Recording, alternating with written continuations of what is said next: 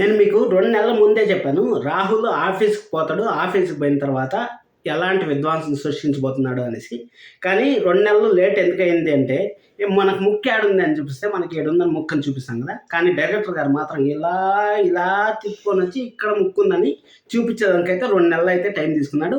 పర్లేదు టైం తీసుకున్నా గానీ మంచి ఎపిసోడ్స్ అలాగే రాజ్, కావ్య మధ్య కొంచెం బాండింగ్స్ అలాగే రాజ్ కావ్యాన్ని ఎంతలా నమ్ముతా ఉన్నాడు. అలాగే కావ్య పైన ప్రేమ ఎంతుంది అనేసి చూపించడానికైతే టైం తీసుకున్నాడు. కొన్ని సార్లు ఆలస్యం కూడా మనకు మంచిదే జరుగుతుందనేసి మన ఈ విషయంలో అయితే అర్థమైంది. అసలు వీడియో సీరియల్ ఏం జరిగింది, అలాగే అప్కమింగ్ ఎపిసోడ్స్ ఎలా ఉండబోతున్నాయి అనేసి ఒక చిన్న హింటు అనేసి మాట్లాడుకుందాం. వీడియోని అయితే చివరి వరకు అయితే చూడండి. అలాగే లైక్ చేయడం మాత్రం మర్చిపోదండి.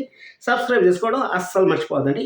ఇంకా రేపు ఎపిసోడ్ గురించి మనం చెప్పాల్సిన పని లేదు. మొత్తం హ్యాపీ మూమెంట్స్. ఎందుకంటే సైడ్ క్యారెక్టర్ని ఎంత ఇంపార్టెన్స్ ఇస్తూ ఉంటారో అంత ఇంపార్టెంట్ ఇస్తూ ఉంటారు. ఇప్పుడు మన కావ్యకి అలాగే రాజ్కి ఎప్పుడు పెళ్లి రోజు వచ్చిందో నాకైతే అర్థం కాదు. మీకేమైనా తెలిస్తే ఎప్పుడైనా పెళ్లి రోజు సెలబ్రేషన్ చేస్తారా?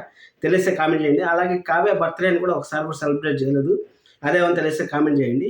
అపర్ణ గారి బర్త్డే జరుగుతూ ఉన్నాయి. అపర్ణ గారి పెళ్లి రోజులు అయితే జరుగుతాను. లాస్ట్ ఇయర్ కూడా అపర్ణ గారి పెళ్లి రోజు అలాగే సుభాష్ గారి అపర్ణ గారు అలాగే సుభాష్ గారి పెళ్లి రోజు అయితే జరిగింది.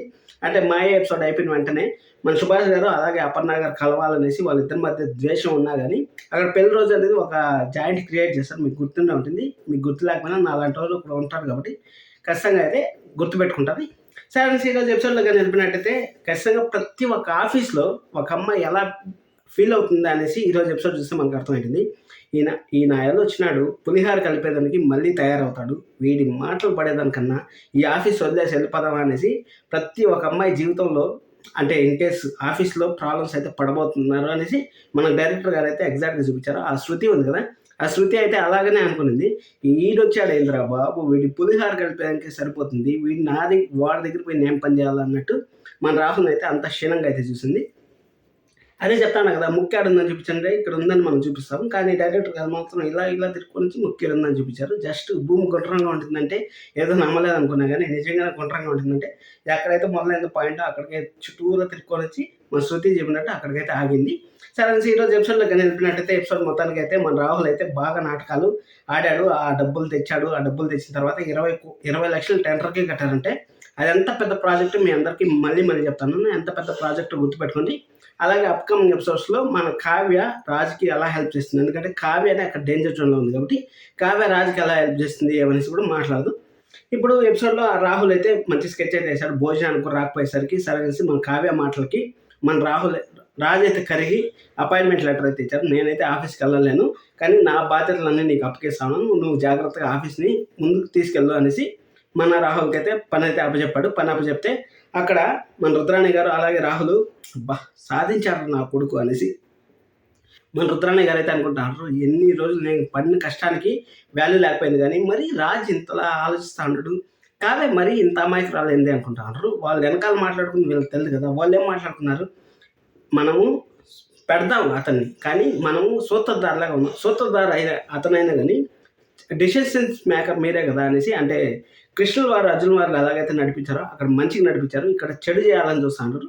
ఆ చెడుని ఏం చేస్తున్నారు ప్రతి ఒక్క పాయింట్ మీరు కనిపెడతా ఉండండి అనేసి మన రాజు గారు కావ్యాది చెప్పింది. అంటే రాహుల్ ఎలాంటి పొరపాటు చేస్తా ఉన్నా, చిన్న పొరపాట్లు చేస్తా ఉన్నా కానీ అక్కడ మన రాజు అయితే వాటిని అరికట్టేకి రెడీగా ఉంటారని మనం అర్థం చేసుకోవచ్చు.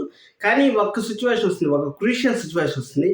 ఎన్నిసార్లు మనం కనిపెట్టినా కానీ ఇంట్లో దొంగని చూడడానికి పట్టలేదు అంటారు కదా, ఆ విధంగా ఎన్నిసార్లు కనిపెట్టినా కానీ ఇన్ కేస్ రాహుల్ ఎక్కడన్నా సరే ఒక పెద్ద మిస్టేక్ చేసినంటే మాత్రం అది చాలా ప్రాబ్లం అయితే క్రియేట్ అవుతుంది. వాళ్ళ అమ్మ కొడుకు మాట్లాడుతున్నారు కదా, ఏం మాట్లాడుతున్నారు, రాహుల్ లాగా నేను ఆలోచించు, రాహుల్ లాగా తయారవ్వంటే రాహుల్ని నేను ఆడిస్తాను, రాహుల్ కన్నా పెద్ద పొజిషన్లో నేను కూర్చుంటాను అనేసి అనే కొద్దికి మన రుద్రాణి గారు వీళ్ళు నన్ను ఎన్నెన్ని మాట్లాడినారు, నేను వాళ్ళందరినీ ఇంట్లో మోకాల పైన కూర్చోబెడతాను, అంటే కూర్చోాలంటే కూర్చోవాలి, లేయండి లేయాలి అన్నట్టు చేస్తాను అనేసి మన రుద్రాణి గారు అయితే చెప్పారు.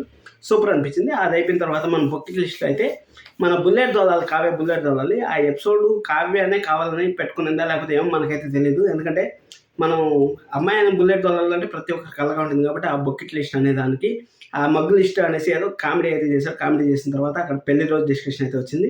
పెళ్లి రోజు డిస్కషన్కి ఎవరైనా సరే అమ్మ నాన్న పెళ్లి రోజు అనేది, ఎందుకంటే ఒక మెమొరీ క్రియేట్ చేయాలంటే అప్పుడు కాలంలో అంటే ఒక 30 ఇయర్స్ బ్యాక్, అంటే 30 ఇయర్స్ అని చెప్పారు కదా, 30 ఇయర్స్ బ్యాక్ అమ్మాయి అబ్బాయి చూసుకోవాలన్నా కానీ భయపడేవాళ్ళు.